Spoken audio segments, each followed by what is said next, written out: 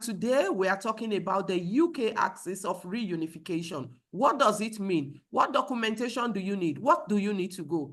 And with us to drive this session today is my very good friend, Mrs. Agnes Tunde-Olowu, who will help us drive this session. She's an immigration solicitor with Immigration Advice Services UK, and she's a solicitor with over 30 years experience. And she's been doing migration advisory in the UK for over 20 years. Mrs. Agnes Tunde-Olowu, thank you for agreeing to be a part of our session, and thank you for all that you do for us at IASUK Consulting. At this point, I'd like to hand over to Mrs. Agnes Tunde-Olowu to tell us a little bit about family reunification in the United Kingdom. Thank you very much. Thank you, Sarah. Thank you, everyone. And thank you for this opportunity. I hope everybody can hear me. Am I clear enough? Yes, I can hear you clearly. Okay, that's fine. Thank you very much. Again, I don't know, Benjamin, whether it's okay. I gave some people the link and they are telling me they cannot log in, so I don't know what to do. It's asking for a password or something. So maybe if you forward the link to me, I can forward it to them to join in. Oh, okay. All right, I'll do that. Yeah. Thank you. Okay. Okay, like the managing partner has said, this is family migration, family uniting together in the UK. So we are focusing on just UK, on how families can join their loved ones in the UK. So it's a lot, and it's not just a kind of easy journey. It's something that one needs to actually have some in-depth knowledge about so that you wouldn't make mistake. And again, the application fees is very, very expensive. So if you're not getting it right at the first instance, then there's going to be a serious problem, because over the days of exchange rates now, paying about £5,000 and don't get the desired result is not something somebody wants to do. So for today, we are going into family, an overview of family migration. So what that means actually is how loved ones can join their family members in the UK. Can I have the next slide, please? So the overview of this is we need to know what a family member is. We have to break it down. Who are the family members that can apply to join their family members in the UK? One thing we must have in mind is that your family member in the UK must be a British citizen or must be somebody that has a settled status. So settled status may mean indefinite leave to remain, settled status under the EU regulations. So now with my content, you can see on this slide is the overview of this migration pen is partners of British citizens. So your sponsor, who is your loved one, must be a British citizen. Then we equally have parents trying to join their children. Then we have children trying to join their parents. Then we equally have other relatives making an application to join somebody in the UK. I'm waiting for Benjamin to do the other slides for me. Okay, so like I said, we have parents of British citizens. So as minor children trying to join their parents. Then we have elderly parents trying to join their adult children. Then we have parents trying to join their children that are British citizens in the UK. So for today, like it's a large scope of things to discuss. So for today, we'll be taking just the partner bits. So under the UK definition of a partner, they define partner as spouse. So spouse means you are married, you have a marriage certificate. Fiancé means you are engaged to a British citizen. So you want to enter the UK as a fiancé to get married. Then we have unmarried partners. Unmarried partners means that you've been in a relationship akin to marriage in the last 2 years or more. So for today, we are going to concentrate on spouse. I'm waiting for the slide to come up so that you can follow me while I am explaining, so you see what is on my slide.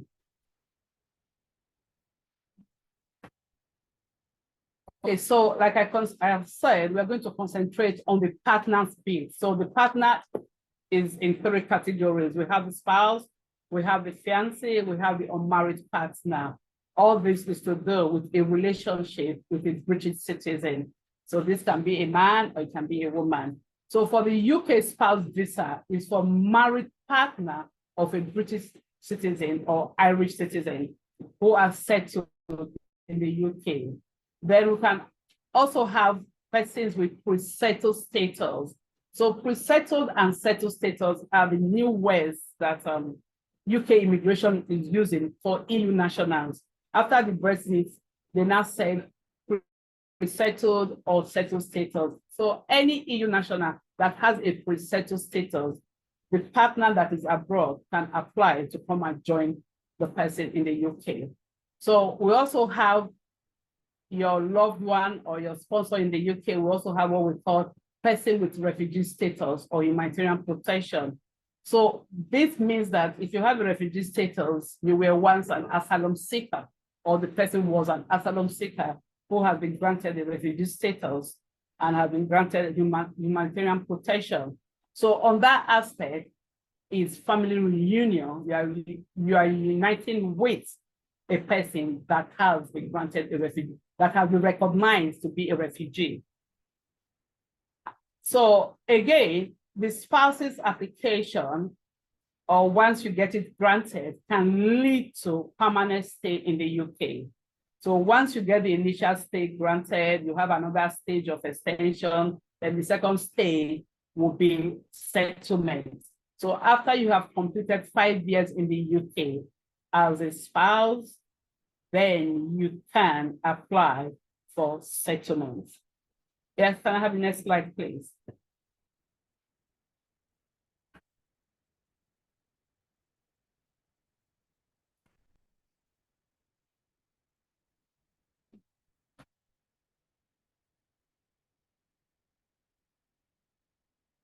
Okay, I've actually explained this before, that for you to qualify for a UK spouse visa, your partner must be British, Irish, settled, refugee status, and your partner, both partners, that you making an application and your sponsor, you must both be over the age of 18.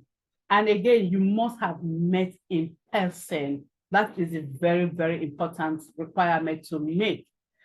This actually is that UK do recognize online meeting. You can meet somebody online, then you start your relationship. But at the stage of you going to submit an application, either as a fiancé or as a spouse, you must have met yourself physically.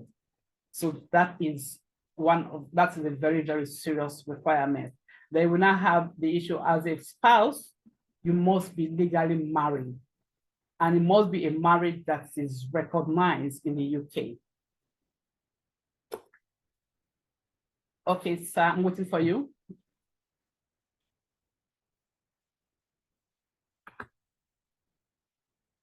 So we are going to enter the requirement bit of entering the UK as a spouse. Like, if you have it in mind, we are going to discuss that towards the end of this session, that as a partner is into 3 categories. We have the spouse, we have the fiancé, and we have the unmarried partner. So we are dealing with the spouse now. For the spouse, it's somebody that is already married with a marriage certificate. And again, these 3 categories, they all have the same requirement, but there are some peculiar things that is different from these 3 categories. So I'm going with the spouse now. The spouse is, your relationship must be genuine and must be subsistent. Why this is there is because they have done their research. They have seen that people kind of come together just for immigration purposes. They don't have a genuine relationship. They just want to get the paperwork, come to the UK and find their way. So you must prove that you have a genuine relationship. Then you must also show that you intend to live with your partner in the UK permanently. So it's not a case of you making the application, it's been granted, then when you get into the UK, your partner is now living in Ijebu. Let me use the language that we offer. Your partner is living in Ijebu, then you are living in Ogun State. No, it's not going to work. You must live together in the same address. And with this kind of second point saying intending to live together, when you are applying for your next extension, they want to have evidence to show that you have lived together covering a 2 years period. So you must live together. You must show that you've lived together. But if by virtue of work, the other partner had to go to another place to work, it's fine as long as the resident is where both of you will live. You must have that evidence to show. Then again, before an application can be granted, if each of the partners were previously married, you must be free from that marriage, meaning that you must have done your full divorce. So doing your full divorce, you must have your divorce certificate, you must have your certificate that is absolute. Well, we have two different types of certificates in London. So I don't know what we have here in Nigeria, but in London, you have what we call the decree absolute, the decree missing, which is the first step. They will now have the decree absolute. So, but I assume from Nigeria, the High Court would have made a final decision on the certificate. So you must have a divorce certificate to that effect. Then you must be able to satisfy the financial requirements. This, there's a slide basically on this financial requirements. So we'll go to that and explain further. So I'll just leave that alone. So there's also adequate accommodation. I also have a slide for this because be that as it may be, if you don't meet the accommodation requirement, it's going to be refused. So the UK law have specified certain numbers of room to suit a family. So a family of husband and wife, they have the rooms that is adequate. Family of husband, wife, 3 children, they have the number of rooms you must have to be adequate. A family of husband, wife, 1 child, they have the number of rooms that you must have. I also have a slide for that, which I'm going to explain further in. Then the other aspect is that you must speak and understand English. And unfortunately, Nigeria is one of the countries that they demand this from. There are some countries that are exempted from this. And I keep on asking myself that, why would they exempt Caribbean? Why would they exempt Jamaica from this? Because I feel that we Nigerians will speak more English than them. But those from the Caribbeans are exempted from this English language. But for Nigerians, we are not exempted. So we must pass the English language. And there's a level of which we must pass. Then apart from that, again, there's also a slide for that. For the English language, there are different types of English language you should take. For a spouse, they have their specific English language. So you won't be taking the English language for a student, for a spouse. No, it is a refusal. So if you are a spouse, they have their specified English language. You will not take English language test for a skilled worker, for a spouse. No, it is absolute refusal. So these are the things that one really need to know when going into this aspect. Then I think I have flogged this aspect enough, talking about the status of your sponsoring partner. Like I've said ever since, that your partner who is sponsoring you must be a British citizen, must have indefinite leave to remain, must have settled status in the UK. We have full settled status under the Appendix EU. So that's the new language we now have called Appendix EU. So Appendix EU, maybe just to deviate from this meeting for just a second. Appendix EU was something that was created before. It used to be EU regulation, which means all the Europe countries. So Europe countries didn't have to apply to come in as a spouse, but when UK broke away from the EU, so they now have to form this Appendix EU. So as an EU national, as long as you have pre-settled status, or you have a settled status and you have entered the UK, well, I didn't put that, and you have entered the UK prior to June 2021, your partner can apply to join you. But if you have entered the UK as an EU national after June 2021, no, your partner cannot apply to join you. Then I move to the next slide, please? Okay, for the refugee, like I've explained about the refugee before, a refugee is somebody that was granted a refugee status in the UK. The person has claimed asylum for whatever reason. I'm scared of my country is going blah, blah. So they have said, okay, we believe your story and we've given you refugee status. So they are giving 5 years refugee status. If they have left their partners before they travel to claim asylum, the partner can now make an application to join them on family reunion. So like we said before, we have a minimum age for a spouse application, minimum age for partners application, which is the fiancé and your married partner. You must be over the age of 18 to submit your application. And again, when I was doing this application, I was wondering, are people actually under 18 and they are getting married? Of course, they were before, but they said that the one children were too young, so you must be over the age of 18 for you to apply for this application. And it's a very important requirement because it's in the application form. It says how old are you? So you must actually be over 18 before you can apply for this visa. Next slide, please.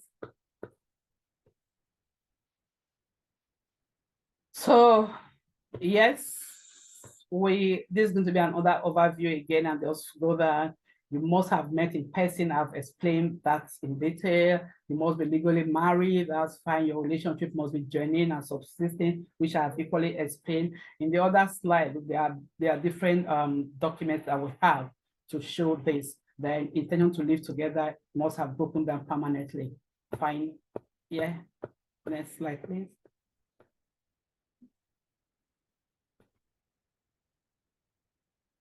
Okay, now this is a big one of what do we mean by having a genuine relationship? Like what Benjamin said when we were kind of preparing for this, and he said, oh, I've learned a lot. I've said to him that it's very important to know whether you have a genuine relationship. And if they by any chance suspect, they will actually suspect from the paperwork you have submitted. There's nobody going to pick up the phone to tell them. They are so trained to look at the paperwork you have provided.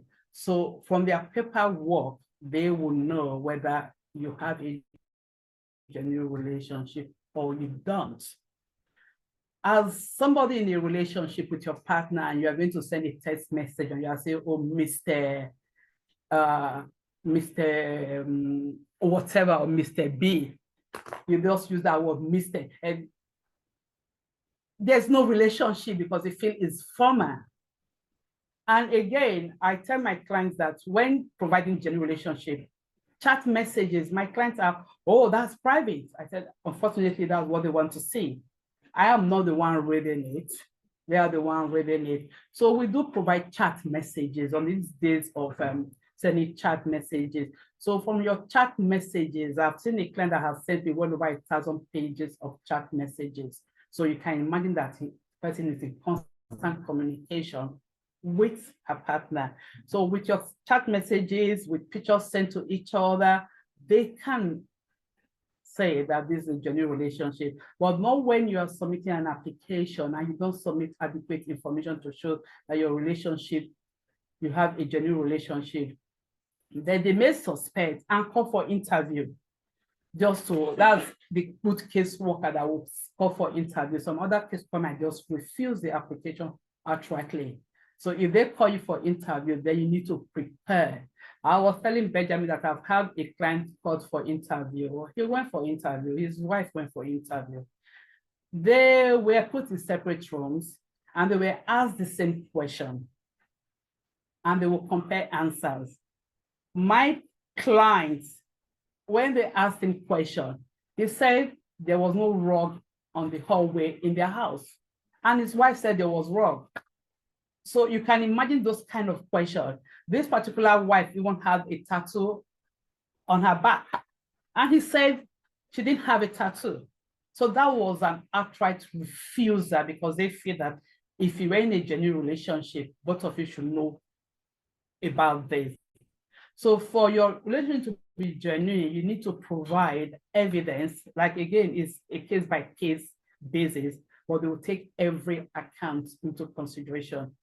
If your partner, if you've met your partner 4 or 5 years ago, and you are just submitting an application for a spouse application, for a spouse to come in, they expect to see evidence of both of you in constant communication in the last 5 years. Evidence of the sponsoring partner traveling to Nigeria to visit you, or evidence of both of you meeting in another country because you are not able to enter UK. So they want those, whoever is sending money to each other, they want evidence of that. Evidence of you sending money, evidence of you making phone calls. You can't tell me you're in a relationship, you don't call your partner for a week, 2 weeks. No, all this evidence are what they want to show that your relationship is genuine, is subsisting. So that is for that. But like I said again, once we get to that point, if anybody wants to have further information, we could have it. Yeah, the other slide is something I've talked about, evidence that you are in current long-term relationship. Like I said, if you've been 5 years, 4 years, 2 months, whatever the case may be. Then again, it doesn't mean that you must be in a long-term relationship. You can actually be in a 6 months relationship. You can actually be in a 3 months relationship, but you just have to provide evidence that your relationship is genuine. So it doesn't mean that it must be a very long-term relationship. Long-term makes it better. Short-term make them put in more touchlight on the application, because even me, if I'm dealing with it and they come to, oh, we met a month ago, I will say to them, do you mind waiting a bit? Because it makes it a kind of more tougher to prove your relationship. Sometimes it goes through, yeah, it does go through, but it's more tougher, and for you to provide more evidence to that. Then again, in terms of genuine relationship, we usually ask for friends and family to do statements, and they know the couple, knowing them that they are in a genuine, loving relationship. So they prepare statements to kind of attest to their relationship. And we equally ask the client themselves to do statements. A statement, kind of a timeline of their relationship, when they met, how it has developed over the years, how they love each other, they want to be permanently with each other. We ask them to prepare that. So again, for the other slide is whether you and your spouse have been living together. That again is when you are making an application as an unmarried partner. Like I said, I will go into that details towards the end of this slide. So again, shared responsibility. That is equally, somebody abroad will not be sharing, but if your partner is sending money to you, but they do share, because I've seen clients that say that I'm the one paying her rent from the UK, pays the rent, it does everything. So that's shared. So evidence of all that prove that you are in a genuine relationship. Then like I said, either the sponsoring partner has come to visit you in your country, or you are visiting each other, trying to meet up in other countries. Yeah, can I have the B part of this, please? Sorry, the C part. Okay, so this having definite plans to kind of stay in the UK comes into your statement that you are going to write. So the husband and wife doing a joint statement, write their statement and signing it up. And in course of my work, I've read interesting statements, really, really interesting. So some people know how to write. Oh, when you take clients, oh, that's not a problem. Telling my clients from the US, so they've written statement that even you, the caseworker looking at the application, you will believe and know that it's a genuine relationship. And like I said again earlier, that if the Home Office have any doubt that this relationship is not genuine, then they will call for an interview. And having an interview, most people pass the interview, most people do fail the interview, but once they are calling for interview, not set up with panic or others. So again, I say it's better to have adequate or to have more documentation than having inadequate documentation. Okay, I don't know whether I'm still on this genuine relationship. Can I have a slide deep if there's that? Okay, so that's the document. And I guess I've talked about this when discuss it. So the documents we need to have now, apart from, again, your marriage certificate is not enough. So, and I've explained other documents that we need: statement from friends and family, chat messages, pictures taken together, evidence of traveling to visit each other, that's your flight tickets, and all that. So we all need this evidence to add to your marriage certificate. So can I have the other slide, please?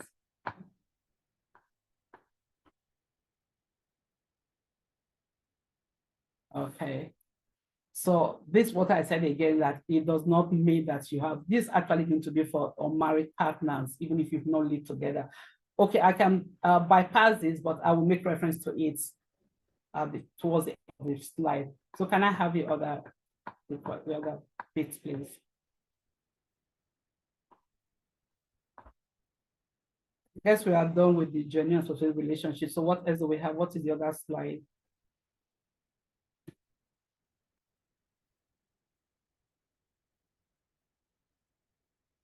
Okay, we've done this too. So we go, so I think I've actually talked about this: evidence, marriage certificate, your tenancy agreement, evidence of communication, evidence of sending money and gift, telephone logs, family pictures, family ticket. So that's fine. Then the intention, again, I touched on this a little bit, that in as much as the application was granted for you to enter the UK, it does not mean that both of you will live separately. You have to live together. You have to live together for the 5 years period. Live together for your 5 years period. The first grant is 2.5, which we are still going to talk about towards the end of the slide, your duration. So you have your first 2.5 years, then you have another 2.5 years, then you finally apply for indefinite leave. All this while you must live together with your partner. If your partner does frequent traveling, except is the permitted traveling, it's fine. But if it's not the permitted traveling, then there's a problem. You have not met the requirements of intention to live together. Okay, can we have the next slide, please?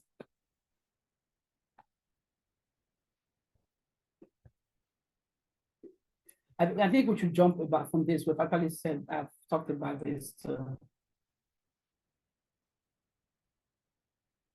Okay, so relationship broken down permanently. I actually touched about it, that before you get married, you must be free from the previous marriage.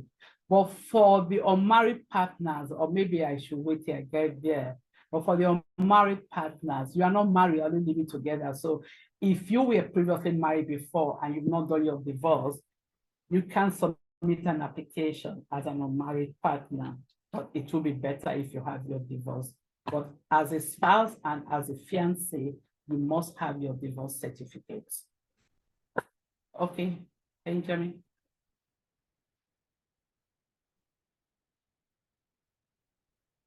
Okay, can we jump this, please?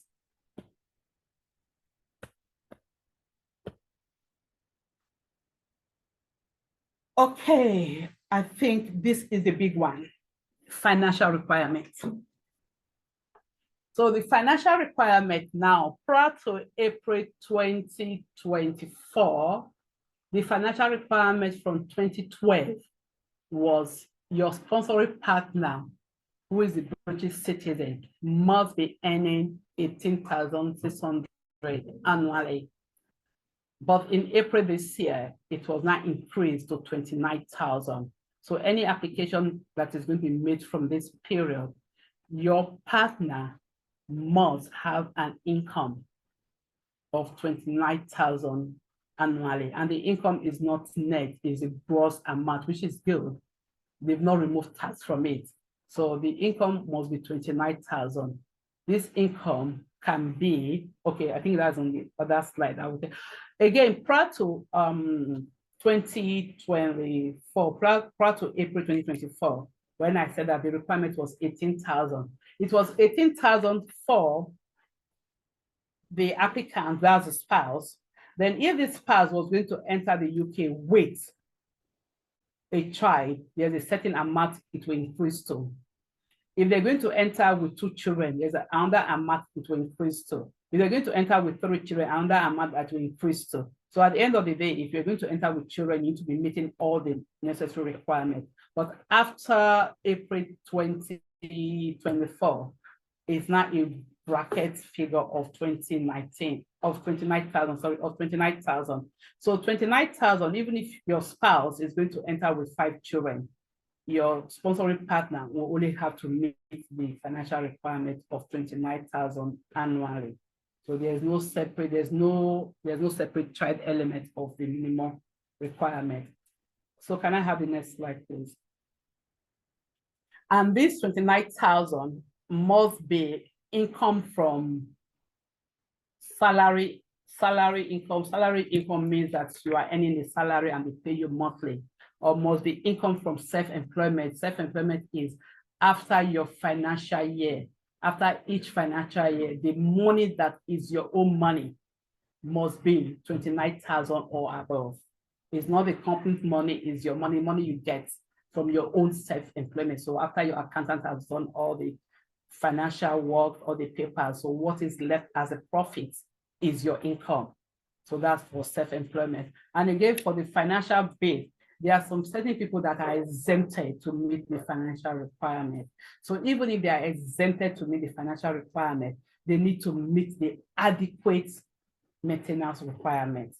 So for those that are exempted, those are on some benefits. It's not all benefits that is exempted. So the benefit that is exempted, we have what they call the personal independence payout.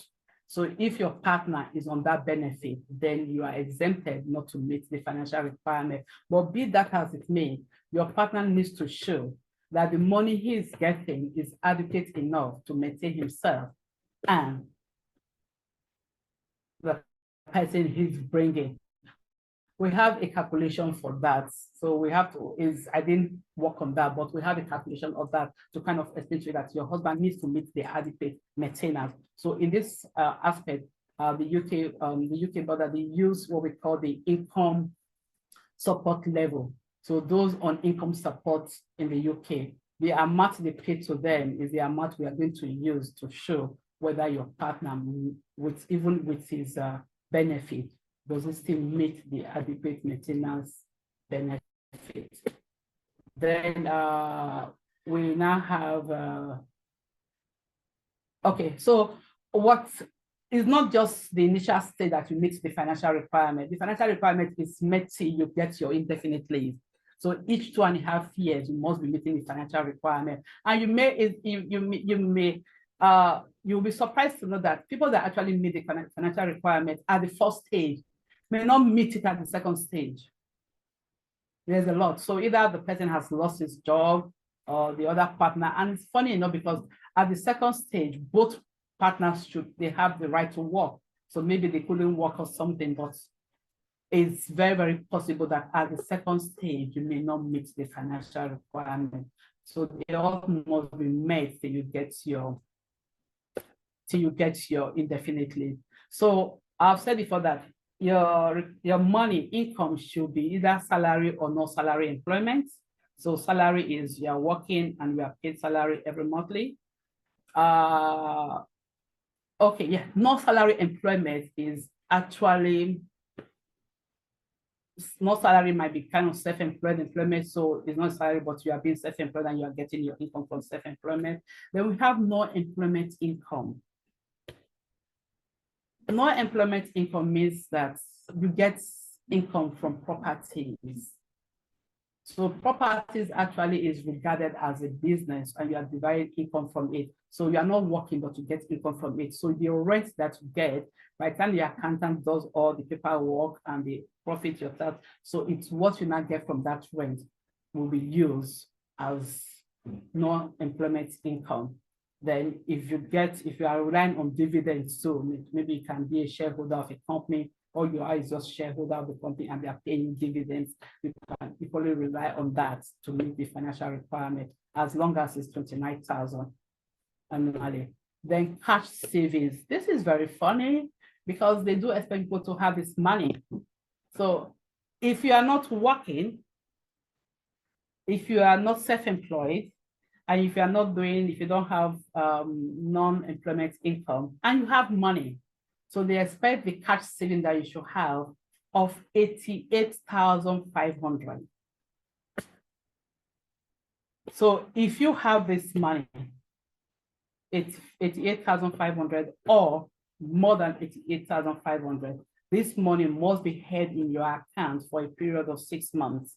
And for this 6 months period, the money each day of the 6 months, your money should not fall below 88,500. So if during the period of 6 months, then there's a day that the money is 80,000, you have not met the requirements.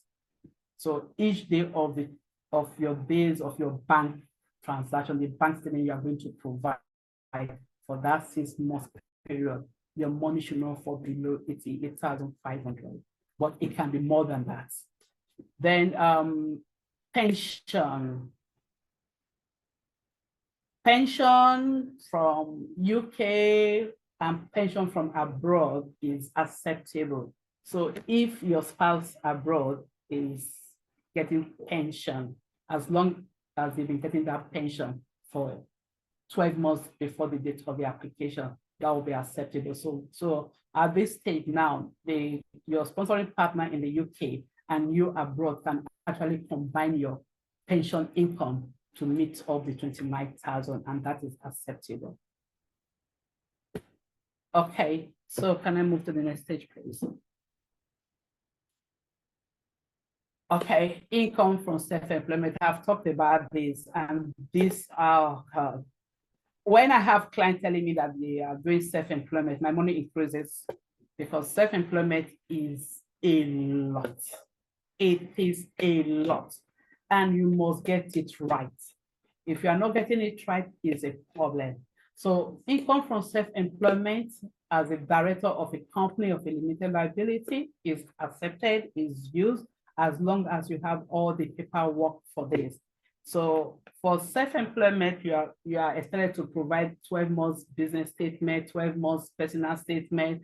In fact, it's a lot. So this is something I will advise anybody going into this to actually seek legal advice on how to collate the documents and what to do. So I've equally said combination of financial requirements. So there are some people, leave this slide on, please. I'll talk about that combination and leave that slide. Okay, for combination now, there are some people that maybe their employment is not up to 29,000 and they are doing salary work and they're equally doing self-employment. So they can combine the two income together as long as the self-employment is the same period of the salary they are relying on. Then you can combine self-employment with cash saving. You can combine your income with cash saving. So combining your income with cash saving is that you may have a certain amount of income, which may be less than 29,000. So there's a calculation we use to let you know how much cash saving you will have. So if I do an example, you have you have an income of 17,000. Your income is 17,000. It doesn't meet the financial requirements, but your partner or you have 50,000 pounds in cash saving. So what they are going to do is that the first 16,000 is taken away from the 50,000. So your cash saving of 50,000, 16,000 is taken away. So you minus 16,000, you divide by 2.5. So what is left is what you're going to add to your 17,000 to meet the financial requirement. So whatever is left, when added to the income that is not up to 29,000, must be an income of 29,000 or more. So that's what they call combining income to meet the financial requirement. Okay, So the next slide again that I saw, I think I saw is to do with not meeting the financial requirements. Yes, there are people that don't meet the financial requirements and they desperately need to be with their family, especially when children are involved. So that is when we now look at going an extra mile to look at Article 8. Article 8 is what we call right to family life. So we cannot start doing our letter to argue Article 8 that the child needs the mother or the child needs the father, the person is not working because of this issue. So for that application to be granted is not that easy. And for that application, again, in most cases, it's actually refused. But if you go on appeal, for the appeal, chances are quite high that it will be granted. But for the initial application, it will not be granted. And also, again, if you cannot meet the financial requirement, you can rely on third-party support. That is another very difficult aspect too, because the third-party support you are relying on must be able to cater for themselves before they have enough to give out to you. So all those are the things we actually look at and see whether that will be acceptable. But these are things that one may look at if there are other family involved, especially when children are involved in this situation. Okay, so can I have the other slide too? Okay, something is showing in my screen that is blocking my slide. I don't know what it is. Should I do something here? Should I stop it or what? I think it's done. Okay, the accommodation requirements. I actually said I was going to talk about this. For a man and a woman alone,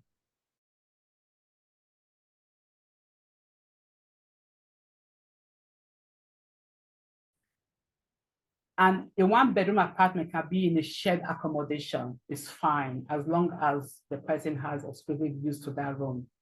But if the applicant is coming in with their children, so for a child, if they are coming in with a child that is under 10, a one-bedroom slightly may be adequate. Why I'm saying slightly must be under 10, when it's adequate is when it's a baby, but when it's like 5 or 6 years, a one-bedroom apartment is not adequate. Then if they are coming with two children of the same sizes under 10, a two-bedroom apartment is fine as long as they are under 10 and they are the same. Okay, the same sizes or different sizes, but they are under 10. But once they are above 10 years old, two-bedroom apartment is not adequate. So it moves like that. Somebody coming in with 3 children. With 3 children, you are looking at 3-bedroom apartments. So this is very important too, because application is being refused based on not meeting the accommodation requirement. So it's something that they must provide evidence of. They have adequate accommodation. Then providing adequate accommodation, you have to provide your tenancy agreement. You have to provide a letter from the landlord saying that he's happy for your wife to join you, your wife or your husband to join you. Then provide a proof of address. Then in most cases, when you are having children involved, then you may have to provide a survey plan to actually describe the property, how many bedrooms in the property, and what is left. So again, they regard a sitting room as a room. So if you have a 1-bedroom apartment, sitting room is technically regarded as a room, so the person can actually make out sitting room as a room. But again, when that time comes and somebody is more interested, I could explain what this is all about. Okay, can I have the next slide, please?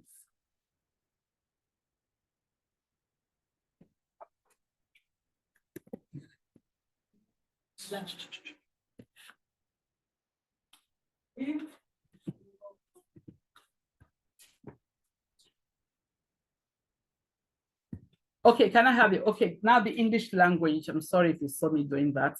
Okay, the English language, I think I said something about this English language earlier on. So for a spouse to enter the UK, you must meet or demonstrate competence in English language to at least a CFR. So this actually for this part is actually like a school set. A1, you do the A1 test. So the A1 test is very easy. It's actually to test you in speaking and listening. So yeah, it's speaking and listening, not in writing. So if you are able to do that, then that's fine. Then again, if you have a degree certificate, but your degree obtained from Nigeria, you must send it off for them to certify it in the UK for it to be compatible, acceptable to meet the English language requirement. And again, I equally said again that English language for spouses is different from academic English language, and it's different from a skilled worker English language. So you must say to them, if you are doing the English language, you must say to them that it's for partners. So they would give you the right English language to sit for. So if you are sitting for academic or whatever, is a grant for refusal. But some caseworkers, if you see a nice caseworker, they may actually send an email to say, oh, fine, can you send me another English language? So that's there. So can we move to the other one?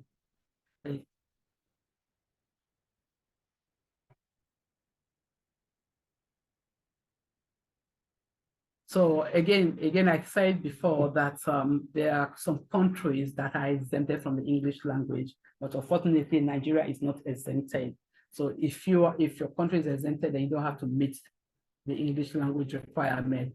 Then I talked about you having a degree, but you need to send it down to the UK for them to certify it. So we've talked about that too. That's fine. But if again your spouse, if again the applicant has schooled abroad, but has gone back home, the certificate that the UK certificate is acceptable. You don't have to meet the English language requirement. You have to provide your your UK degree. Okay, so can we have the next stage, please?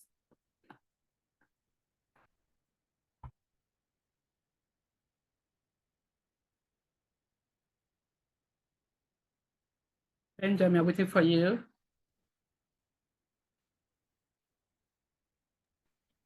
Okay, still on this exemption part of English language too.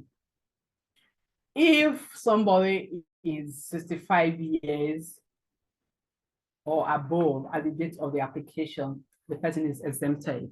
So actually, you won't believe that we actually have spouses coming in. They are 70, they are 65, or they are 66. So they don't have to meet the English language test. They are fine. Then again, there are people that are not able to pass this English language. They cannot actually read or write. They are exempted, but if a doctor would specify, will fill the form and say to them that, and I mean, it's a medical report that they cannot read or write. So if we have the doctor's report, then they can actually be exempted from the English language. Then exceptional circumstances, again, that actually is if the country you are does not have a center for the test. So they may look at that to say, yeah, we have evidence that your country where you are from or where you are does not have a center to do the English language test. And we have evidence of that. So that can equally be used as somebody to be exempt. But if you cannot meet the English language test and you are not exempted, then your spouse application is going to be refused. And even if you go on appeal, it's still going to be refused, except when you are on appeal, they will provide an English language test. But if you don't have an English language test as of the time you are appealing, it's going to be refused. Okay, so this is just a kind of an overview of what. So like I said, a spouse's application is refused if the applicant fails to include some sufficient documentary evidence to support the application. And for a spouse application, the rules are very strict. When I was preparing, I was saying that if we have 5 requirements, you can't do 4/5. It's not going to go through. You must have your 5/5 for it to go through. So it's very, very strict. So that's why, and it's a case by case matter, but the rules are the same. You must meet the rules for you to be granted the spouse visa. So that's why, again, we say to people that it's better for you to seek advice at the initial stage. And again, I've said before that the application fee is close to, in fact, when you add everything together, the TB test money, the English language test money, the application fee, the NHS fee, you are looking at close to £7,000. So it's not something that you want to do and will not give a positive result. So you must get it right at the first instance. I've had clients that they were quite upset with me, but I said to them that if I'm not confident that this application will be granted, I'm not going to submit it. So I want you to get me all the things I need. So we were going forth and back with documents you bring. I said, I'm not submitting this application. But at the end of the day, by the time I was confident enough to submit it, I submitted it and it was granted, and she came back to tell me, thank you. So when it comes to spouse's application, I wouldn't want the client to bully me, because I know 7,000 is a lot of money. So for the other slide, I don't know if I still have slide. Do I still have slide? Yes, you do. Okay, this is just what I have said before coming here, is that you need to seek advice for you to. It's something I will recommend. It's not something that's, oh, it's very easy, I can do it myself. My dear, it's a lot of work. So I will recommend, again, if it's refused, you will have a right of appeal. Appeal takes up to 24 months. So you hanging out there, doing this, doing that. So I still want to get this right at this first instance. Okay, can we have the next?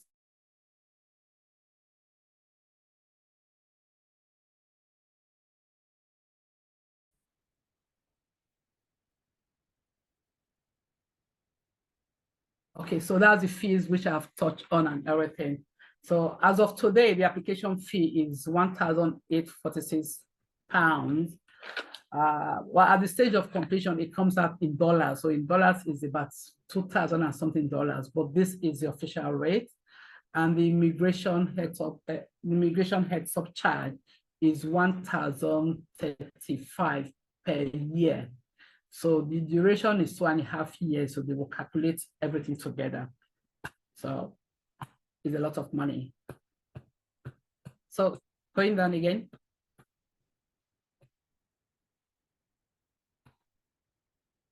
Okay, the processing time and decision waiting time. So for the processing time for a visa application is 24 weeks. So which is like basically 4 months, is like 6 months. Yeah, it's 24 weeks, which is about 6 months. So if you pay for the priority service, you get a decision within 30 working days. So for the priority service is an extra charge of £500. So all these are payable to the Home Office. Okay, can I have the other slide?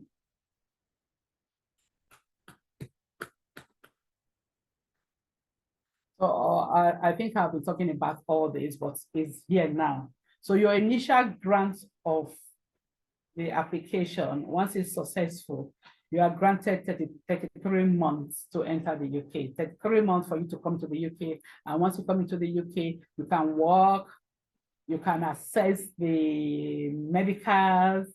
The only thing that you cannot get benefits, but every other thing you can access it. So after 33 months, we normally advise that you should get in contact with us at least 3 months to the expiration for us to review your circumstances, then to make an application for the next stage. So for the next stage is to extend for another 30 months. So if you have completed 5 years without any stress as a married couple, then you can apply for indefinite leave to remain. Not everybody can get to this 5 years, or there are issues there. That's another big issue to discuss. Issue that when the marriage has broken down, when there's domestic violence involved, that is something else for another day. But if you are able to get to 5 years, then you can apply for indefinite leave to remain. Then as soon as your indefinite leave is granted, you can apply for your citizenship, your naturalization as a British citizen. So you must have that. So now we come to the fiancé, like what I said earlier, the partners is broken into spouse, fiancé, or married partner. So why the fiancé visa is different, it's the same requirement anyway. It is different because you will be granted 6 months to enter the UK. And within that 6 months period, you must get married. So once you get married, then you can now switch to the spouse's visa. So that's why the fiancé is different. You don't have to be married. All you need to show that you've been in a relationship, you've met each other, you've met the financial requirement, there's a marriage that is going to happen, intention to live together, then they will grant you 6 months to enter. And within that 6 months period, you cannot work, you cannot do anything. All you need to do is to get married. And if you are getting married within a month, all well and good, you get married, then you now apply for the next stage of a spouse visa, a spousal visa. So for a fiancé application, the only thing you pay is the application fee. You don't pay the immigration heads of charge, but you are going to pay it when you are now applying for the spousal visa later. Like again, after 5 years of being together, apply for indefinite leave. Okay, yeah. So yes, intention to marry, you must show that intention to marry as a fiancé is part of the requirement.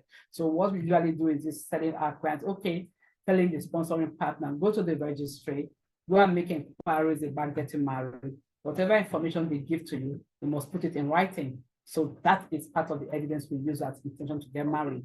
Then you can actually book a hall to get married. So all those are evidence you will use to show that you are getting married, evidence of wedding plan, arrangement for the wedding. So that's for the fiancé visa. Okay, the next slide, I think this is the last one. Yeah, a married partner. So a married partner again is a big one. A married partner again for applicants coming from abroad means that maybe the British person is living in the country with the applicant, but they are not married.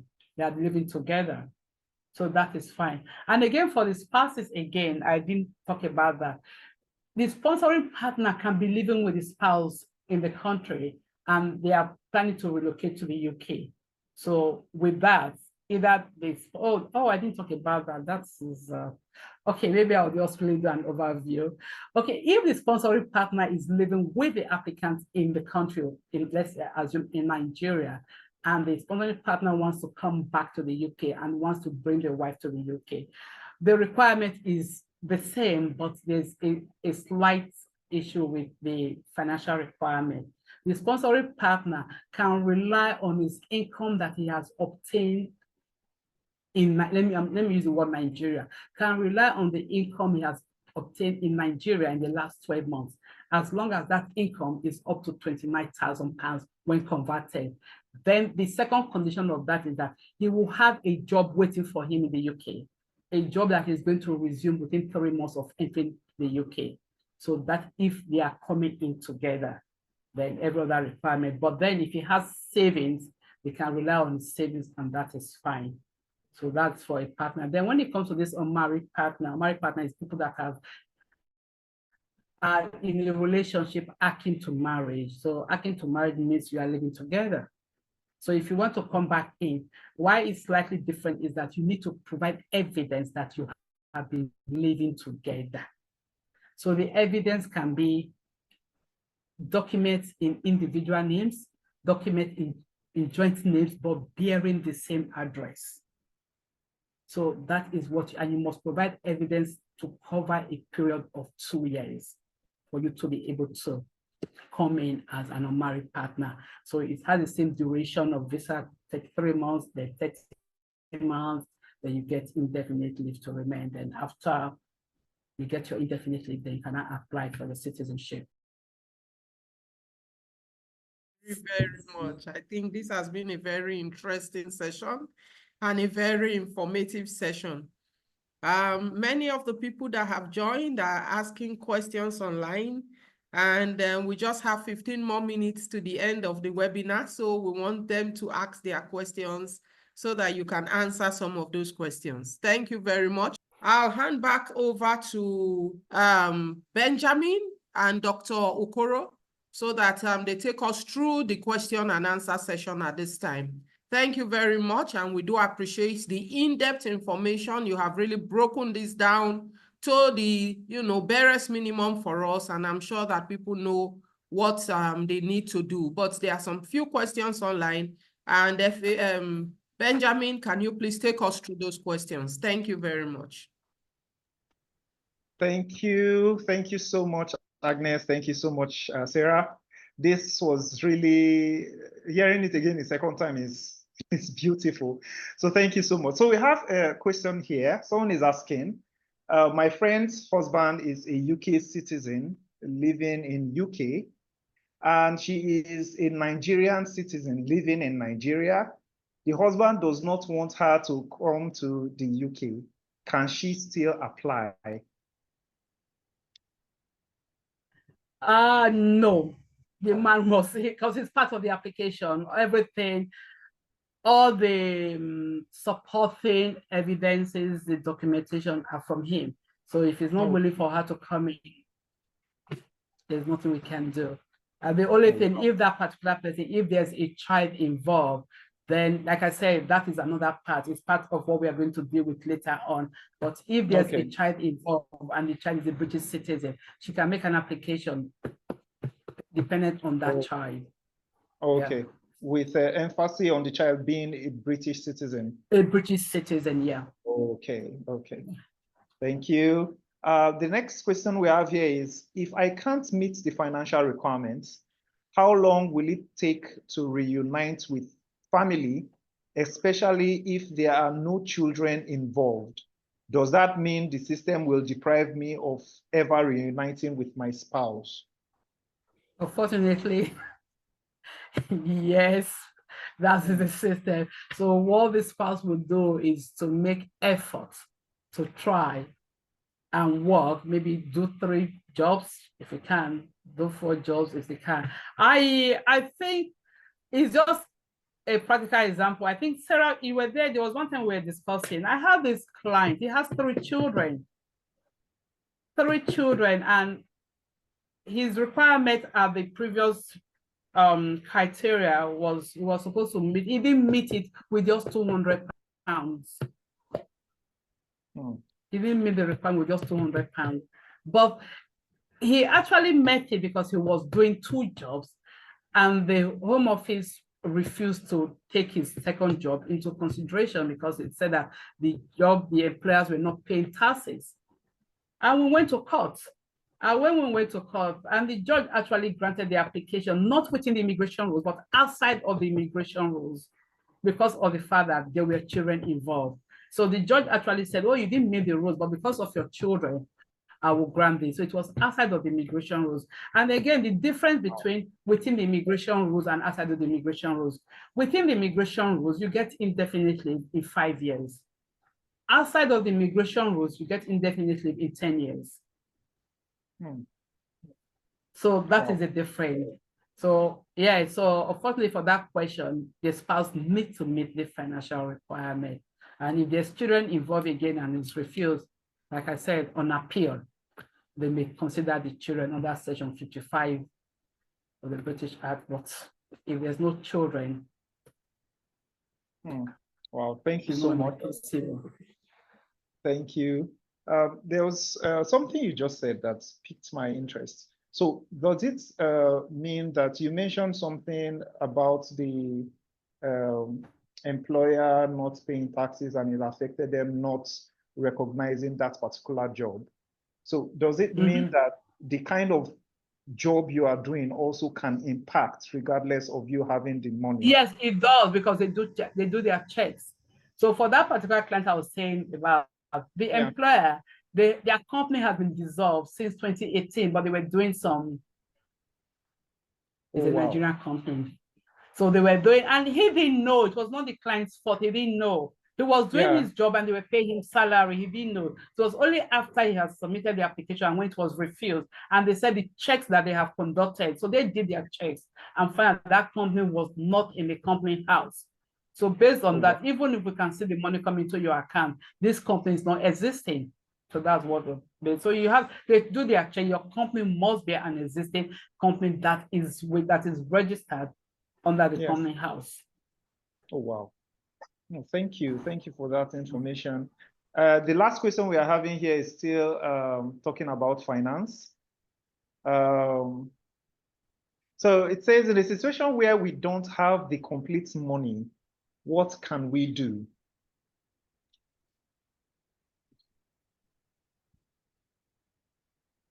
We have to, okay, is it talking about savings or talking about salary? If it's the financial thing, if it's the income salary, let your sponsor do extra work to meet the requirements.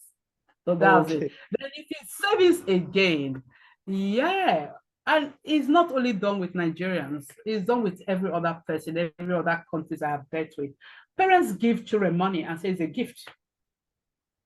That kind of money, and they do a letter, say, okay, we are gifting our child this money. So they rely on cash savings. So 88,500. Parents will say, okay, we sold our property, or some will come and say it's an inheritance money.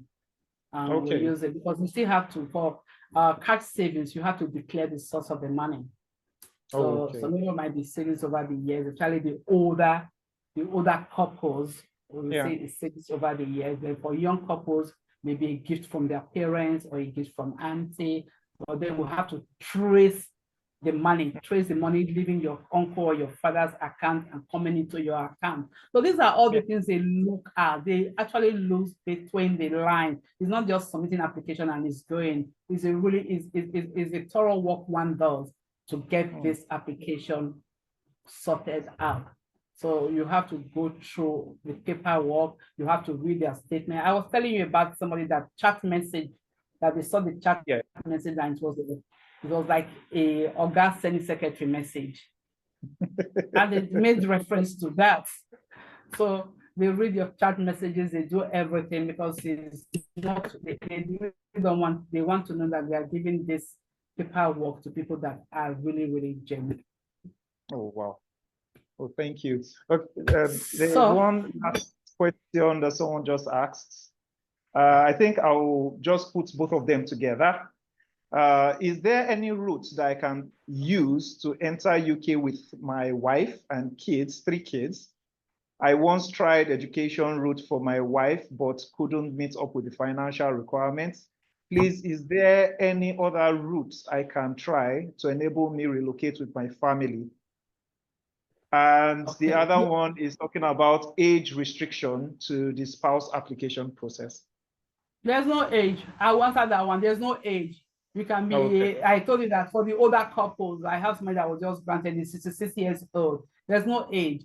And there are some men, there are some people that are widows or widowers that have found love at 70. There's no age. The other day I was making, I mean, with my colleagues, we kind of discuss our cases and we laugh and everything. I actually had a man that was, how old was this man? I think he was like almost 80 and she was like 79. They met on a cruise and they were out like, what are these old people looking? So there's no age. So it can be any age for the spouses. There's no age. Then for the other question, I'm really sorry for that. I don't have, there's nothing on top of my head to say to you on other routes to relocate with your family. Yeah, like you said, education, if you want to come in as a student, unfortunately, there's no dependence again on student visa, except you are coming in for your PhD. Then if you want to try the skilled worker, get who wants to employ you abroad, give you the certificate of sponsorship, then you can apply. Then again, if it's a care sponsorship, there's no dependence on it, except is other skilled worker sponsorship, then you can come into your dependence. But apart from that. What about business? Because I know that there are innovation or something, all those visas where people can come in as business people where they come and set up and run their own businesses. Is it not an option? It's an option. It's an option. That's something that's a different ball game. Then we have innovator visa is still there. Is there, which you have to have some certain amount of money too. It's not just we are setting up a business. Then we have the self-sponsorship visa is business wise too. You want to set up a company, but somebody is going to manage the company and give you a sponsorship certificate. So yeah, that is there. That one can look at those options, but again, for the innovation kind of visa, you need to have an endorsement, you need to have a viable business, you need to have business that I mean, it's extraordinary. And I think you've had a webinar to do with global talent before. That's other option of coming into the UK too. So what we can do is that Wandike can just wait and book a session at the end of this and be able to talk about the different options. I don't know why I say Nigerians can take any option, because when the last I heard, people were buying certificate of sponsorship for as high as 15,000 pounds. So it's not that they don't have the money, it's that a lot of the time, the right information, they don't have it to go there at the right time. So instead of somebody buying a certificate of sponsorship for 15,000–20,000 pounds, is it not better that they come in and set up a company with that money and they do for self-sponsorship and all of that? So there are different options that can be explored if people really want to do this. So the answer, Wandike Emmanuel, is that there are several options that can be explored. You need to book for a session after this so that you can have further conversations on those options and how you can leverage on them. The global talent is one way. The skills you have and build are things nobody can take away from you. Setting up a business is another way, and there are many different kinds of businesses you can set up. So there are options to look at. Thank you so much, Agnes. This was really insightful. And as Sarah just mentioned, there's a link currently showing on the screen. So you can fill the form and to have a one-on-one session with us. So you can ask your questions and get further clarity.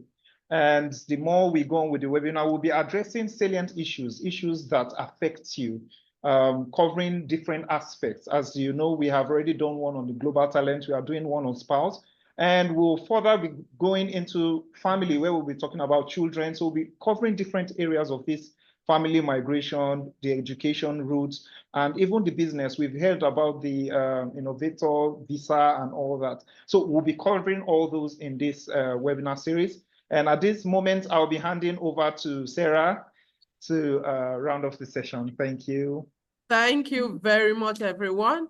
There's another question there from Olamikun. Sorry, Agnes. And he says, are there scholarship options that people can explore to get into the UK?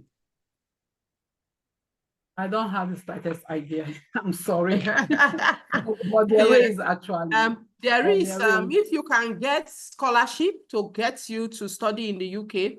I know that I was the head of the Shell International Scholarships, and the people we gave scholarships, we could apply for them to get visa to study abroad based on the letter from Shell that we were sponsoring their education 100%.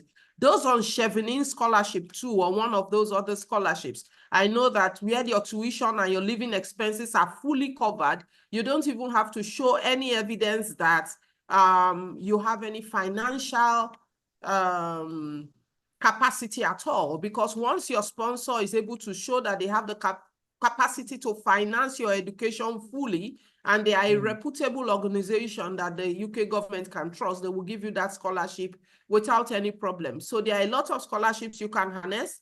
Chevron does international scholarships, NLNG does international scholarships, NIMASA does international scholarships, Shell does international scholarships, British Council also have some scholarships from Commonwealth countries and also the Chevening scholarships. but you need to meet your own academic requirements to be able to get some of those scholarships. So those are things that are available, and where you want further information on those, you can actually still click on this link and we will be able to take you on a one-on-one counseling to give you further information.